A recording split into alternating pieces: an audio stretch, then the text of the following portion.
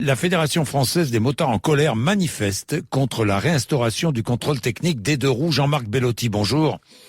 Bonjour Monsieur Bourdin, bonjour à tous les auditeurs. Vous êtes président de cette Fédération française des motards en colère en Île-de-France. Alors, le ministère des Transports prévoit la mise en place du contrôle technique pour les scooters et les motos dès la fin du premier semestre 2023, ça veut dire avant l'été 2023. Jean-Marc Bellotti, je crois que vous êtes reçu, vous avez déjà été en contact avec le gouvernement, mais je crois que vous allez être reçu cette semaine. C'est cela ?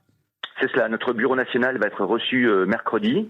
Et puis nous, ça fait déjà pas mal de temps qu'on travaille avec le ministère justement pour mettre en place des alternatives par rapport à ce contrôle technique, parce qu'il ne faut pas oublier que l'Europe demande à ses États membres que le contrôle technique soit mis en place ou des alternatives. Ou des alternatives, mais quelles Absolument. peuvent être? Donc vous refusez la mise en place du contrôle technique qui, je le rappelle, serait obligatoire pour les deux roues 4 ans après la première mise en circulation, puis tous les 2 ans. Vous y êtes opposé? Oui, on y est opposé parce que pour un deux roues motorisé, c'est totalement inutile. Contrairement à des voitures, vous savez, lorsqu'on a mis en place le contrôle technique pour les voitures, il y avait 17% d'accidents dus au mauvais état du véhicule. Donc il était clair qu'il fallait s'en occuper. Pour les deux roues motorisés, c'est pas du tout le cas puisque c'est 0,3% l'accidentalité du véhicule due à son mauvais état. Donc vous voyez, c'est très très peu. Ça vient d'un rapport MED, un rapport européen indépendant. Et surtout, ça vient aussi des statistiques d'assurance comme la Mutuelle des motards qui est spécialisée dans l'assurance moto. Donc on voit bien que pour la sécurité des motards, parce que c'est de ça qu'on parle, il n'y a pas du tout besoin de mettre en place un contrôle technique, d'autant plus que tous les organes de sécurité, contrairement à une voiture sur un deux roues motorisé, sont visibles à l'œil nu et il n'y a pas besoin d'être un spécialiste pour le voir et ensuite emmener son véhicule en révision. Quelles alternatives possibles, Jean-Marc Bellotti? Alors plusieurs, il y a des alternatives au niveau de la pollution, des alternatives au niveau de la sécurité, notamment au niveau de la sécurité routière pour les usagers de roues motorisées. Il y a eu une réforme du permis de conduire. Aujourd'hui, vous savez, passer un permis de conduire moto, c'est pas évident. Il y a le fait d'installer dans le permis conduire voiture le fait qu'il y a des deux roues motorisées qui circulent sur la voie publique, de façon à ce que les gens les prennent en compte. Donc il est à souligner également que, alors là, le job il est déjà fait. Alors il y a aussi des infrastructures routières, doublement des rails de sécurité, etc., qui pour nous sont extrêmement dangereuses. Et puis vous savez, depuis 10 ans environ, nous sommes à moins 19% d'accidents corporels chez les deux roues motorisés. Donc en fait, nous sommes les bons élèves de la sécurité routière. Et ça tient à une chose, c'est que les usagers de deux roues motorisés, souvent, à 90%, on va dire, sont aussi titulaires d'un permis voiture, voire d'un permis poids lourd ou transport. Ce n'est pas forcément le cas des automobilistes, ils n'ont pas tous un permis moto. Vous voyez ? Donc en termes de sécurité routière, on est quand même, malgré ce qu'on pourrait penser, les bons élèves de la sécurité routière. Après, au niveau environnemental, eh bien, alors il faut savoir que les véhicules aujourd'hui de roues motorisées ont rattrapé leur retard et sont aux normes Euro 5. Et puis il y a des alternatives comme par exemple, pourquoi pas passer les deux roues motorisées, celles qui le peuvent, à l'éthanol. Vous voyez, c'est homologué pour les voitures et pas pour les motos. Donc c'est un peu stupide. Il y a aussi des primes comme pour les automobiles et ça n'existe pas pour les motos. Pour les automobiles, ça existe. Mettre des primes en place pour que les gens puissent changer de véhicule, avoir un véhicule plus récent, moins polluant. Il existe des motos vertes, des motos électriques? Alors bien sûr. Alors les motos vertes existent. On voit les scooters électriques, mais des motos électriques? Alors, il existe aussi des motos électriques, mais vous savez, c'est un peu un non-sens aujourd'hui, un peu comme les Tesla. Pour moi, les grosses SUV ou les grosses voitures électriques sont un non-sens, puisqu'elles parcourent quand même des vitesses, des distances, assez faibles. On a un problème de recharge, etc. Donc, alors après, des véhicules électriques dans un environnement citadin, pourquoi pas des petits véhicules, vous voyez, comme des petites voitures ou des petits scooters. Là, effectivement, c'est plutôt pas mal. Cela dit, il faut qu'on cesse de nous rabâcher que le véhicule électrique est un véhicule vert parce que ce n'est absolument pas vrai. Et d'ailleurs, plusieurs voix commencent heureusement à s'élever, dont certains scientifiques aujourd'hui, heureusement parce que ça ne pollue certainement pas sur place, mais par contre, ça pollue énormément ailleurs.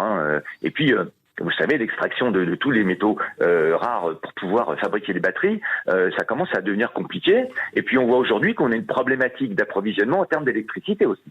Oui, le métaux rare que l'on a en France, contrairement aux idées reçues, et aux fausses idées reçues. Il faut les extraire.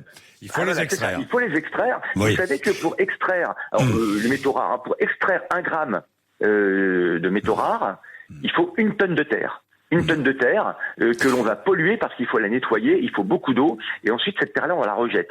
Donc vous voyez, ça pose quand même aussi un vrai problème en termes d'écologie quand même.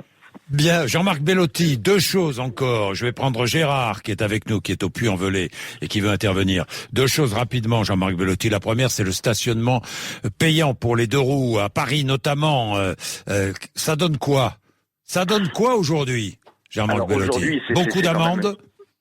Alors pas encore beaucoup parce qu'ils sont pas tout à fait mis en place. D'ailleurs, je tiens à souligner que même leur système informatique est débordé parce que même des gens qui voudraient jouer le jeu et acheter un abonnement ont des difficultés à le faire. Ils sont saturés. Et puis le stationnement de roues motorisées dans les grandes villes, en règle générale, c'est quand même une ineptie en termes de mobilité. Ça va à l'encontre de la mobilité. On nous parle beaucoup de mobilité, ça va aussi à l'encontre du pouvoir d'achat. Rendez-vous compte quand même qu'un 2 roues motorisé, ça apporte une vraie plus-value en termes de mobilité, de fluidité. C'est pour ça qu'on demande à ne pas payer le stationnement comme on l'a toujours fait, pas parce qu'on n'a pas envie de payer, mais parce qu'un 2 roues motorisé, écologiquement par exemple, c'est plus écolo qu'une voiture.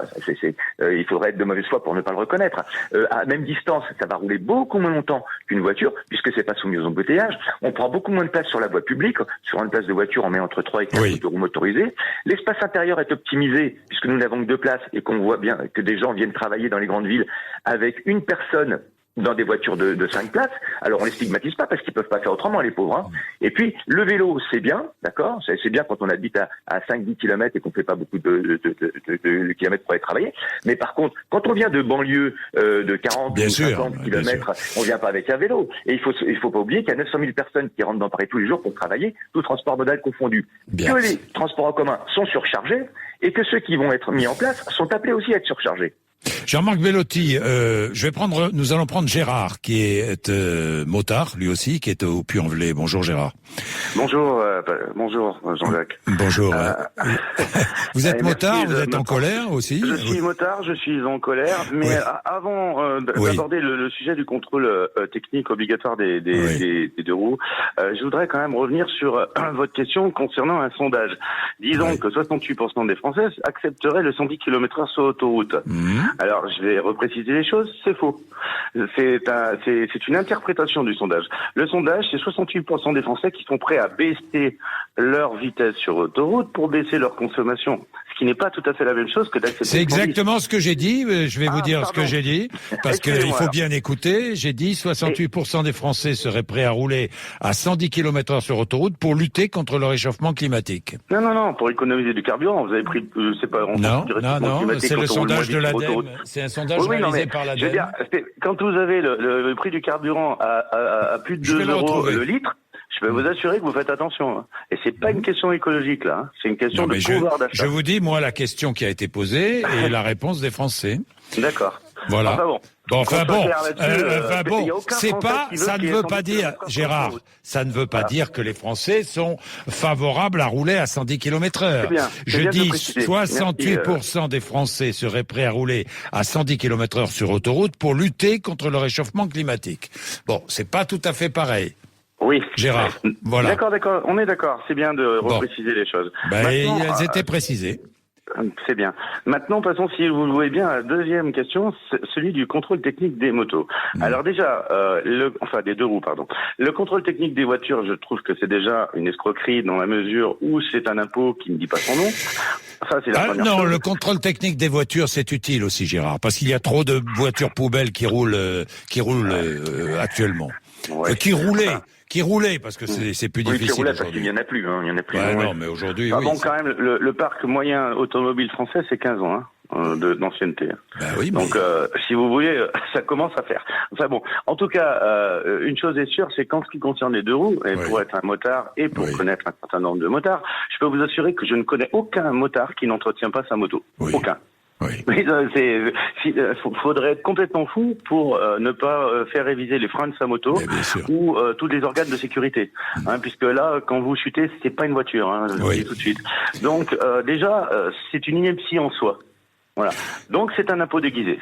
Voilà où je voulais en venir. Et je suis très en colère et je participerai au mouvement des motards en colère. Et s'il faut bloquer les routes, j'irai avec eux. Bon, merci Gérard dans tous les cas. Merci pour ces précisions. Jean-Marc Bellotti j'ai plus de temps. Si j'ai 20 secondes sur les 110 km/h sur autoroute.